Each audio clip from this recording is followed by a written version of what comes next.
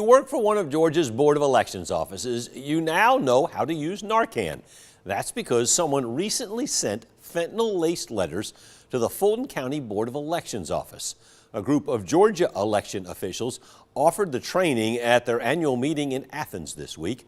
Jessica Cha tells you what they learned and how local election officials feel about that now necessary poll precaution. The meeting of Georgia's Association of Voter Registration and Election Offices happens once a year. This one was up in Athens. Bibbs election supervisor Tom Gillen says the elections world is always changing. The equipment has changed, procedures always change. But this is different. It's very different from what I signed up for. We had as much personal safety training as we did elections duties training.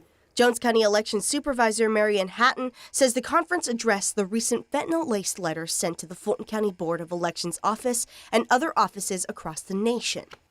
Kind of scared. Am I going to start opening mail with gloves and a mask? In response, the training included knowing how to use Narcan, which is used to treat narcotics overdoses. There was also a discussion on active shooter situations. And they also talked about conflict de-escalation for the first time ever. Gillen says elections offices in bigger counties are more used to seeing conflict, but Came in very handy.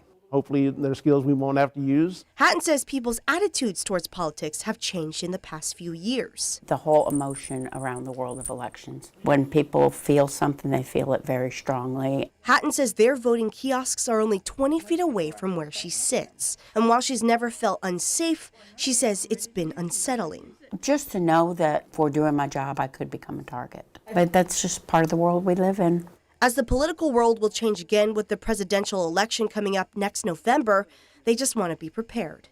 In Macon, Jessica Cha, 13 WMAZ News. Tom Gillen says Narcan was distributed to every Board of Elections office in the state. He says they were also trained to notice signs of a fentanyl overdose. Tomorrow, the Houston County community can get trained on how to use Narcan.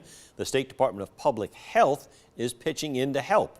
Now, the event happens at the Lindsay Student Support Center. That's on Tabor Drive in Warner Robins from 11 to noon. Adults will learn the basics of Narcan, like when and how to administer it in an emergency. The Department of Public Health will provide Narcan medication to those who attend.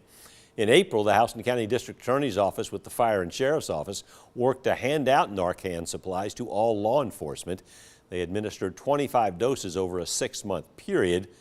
The data helps target fentanyl and other drug traffickers.